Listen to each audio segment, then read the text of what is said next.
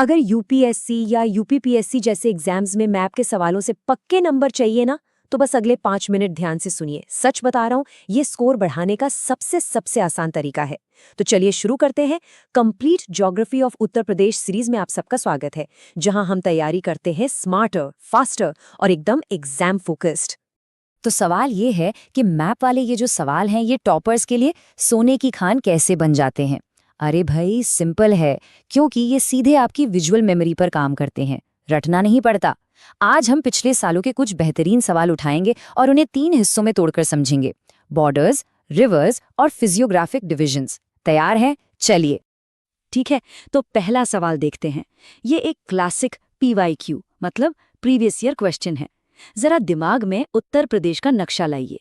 सोचिए, हिमाचल प्रदेश किधर है? एकदम ऊपर, उत्तर पश्चिम में, है ना?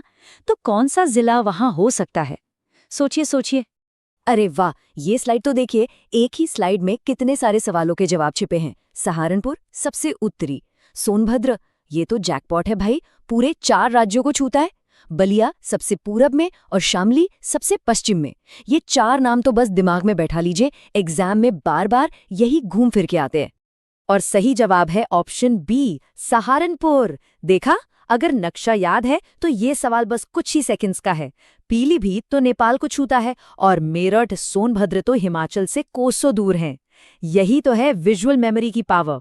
चलिए, अब जरा नदियों की दुनिया में डुबकी लगाते हैं। ये एक और बड़ा ही मजेदार सवाल है, जिसमें एक नदी को एक खास इलाके से जोड़ा गया है, बेतवा नदी। सोचिए, इसका रास्ता कहाँ से गुजरता होगा? इस सवाल को हल करने की चाबी ना यहीं छिपी है। देखिए, नदियों के 2 टाइप समझने होंगे। एक है हिमालयी नदियां, जो ऊपर हिमालय से आती हैं, ग्लेशियर से, तो उनमें साल भर पानी रहता है। और दूसरी है प्रायद्वीपीय नदियां, जैसे हमारी बेतवा। ये दक्षिण के पठार से निकलती हैं और ज्यादातर मौसमी होती हैं। बस ये छोटा सा फर्क समझना है। तो बात एकदम साफ है, बेतवा एक प्रायद्वीपीय नदी है, इसीलिए वो कहाँ से बहेगी? जाहिर है दक्षिणी पठार से। और वो इलाका कौन सा है? हमारा बुंदेलखंड। बस नदी के ओरिजिन को उसके रास्ते से जोड़ना सीख लीजिए। प्रीलिम्स के लिए ये बहुत बहुत इंपॉर्टेंट पॉइंट है, इसको नोट कर लीजिए। चलिए, अब आज के आखिरी टॉपिक पर चलते हैं, यूपी के भौगोलिक विभाजन। ये सवाल सीधा सीधा कॉन्सेप्ट पर है। कल्पना कीजिए, नदियां पहाड़ों से तेजी से नीचे उतर रही हैं, तो वो अचानक से गायब कहाँ हो जाती है? ये स्लाइड तो पूरी कहानी बता रही है। देखिए, सबसे पहले आता है भाभर का इलाका, जहां बड़े बड़े पत्थर और कंकड़ होते हैं, तो नदी का पानी उनके नीचे से बहने लगता है, मतलब गायब हो जाता है। और फिर उसके ठीक दक्षिण में आता है तराई, जहां वही पानी वापस जमीन पर आ जाता है और सब दलदली हो जाता है। तो भाभर में गायब, तराई में वापस, सिंपल।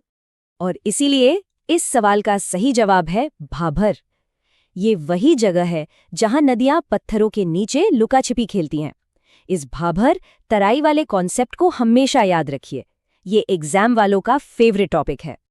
तो एग्जाम हॉल के लिए हमारी रणनीति क्या होगी? ये 3 स्टेप अटैक। पहला, सवाल में कीवर्ड ढूंढिए, नदी है, जिला है या कोई क्षेत्र। दूसरा, उसे फौरन अपने दिमागी नक्शे पर फिट कीजिए।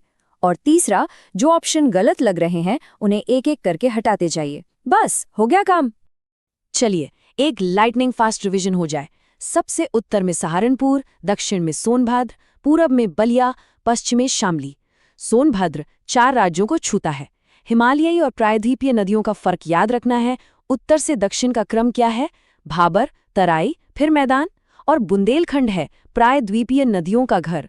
सबसे जरूरी बात, हमेशा नक्शे की कल्पना करें। ठीक है, अब रैपिड फायर MCQ राउंड के लिए तैयार हो जाइए।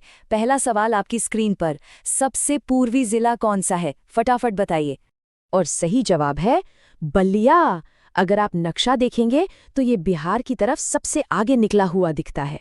अगला सवाल, गोमती नदी बहुत ही खास नदी है, बताइए ये निकलती कहाँ से है? हिमालय से या कहीं और से? और इसका सही जवाब है ऑप्शन सी। ये एक बहुत इंपॉर्टेंट एक्सेप्शन है, याद रखिए। गोमती नदी हिमालय से नहीं, बल्कि पीलीभीत में गोमत ताल नाम की एक झील से निकलती है। और ये रहा आखिरी सवाल, एक और कोर कॉन्सेप्ट को टेस्ट करने के लिए। खादर मिट्टी क्या होती है? क्या खासियत है इसकी? बिल्कुल सही जवाब है सी, नई महीन जलोढ़ मिट्टी। इसे ऐसे याद रखिए, ख से खादर और ख से खेती, मतलब ये खेती के लिए नई और उपजाऊ मिट्टी है, और बंगर मतलब पुरानी बंजर मिट्टी। ये था हमारी complete Uttar Pradesh geography series का पार्ट 20। अपनी तैयारी को स्टेप बाय स्टेप पूरा करने के लिए प्लेलिस्ट में अगला पार्ट जरूर देखें। अगर आप यूपीएससी, यूपीपीएससी, नाबार्ड या एफसीआई को क्रैक करने के लिए सीरियस हैं तो अभी सब्सक्राइब करें और इस पूरी ज्योग्राफी प्लेलिस्ट को बिना स्किप किए कंप्लीट करें।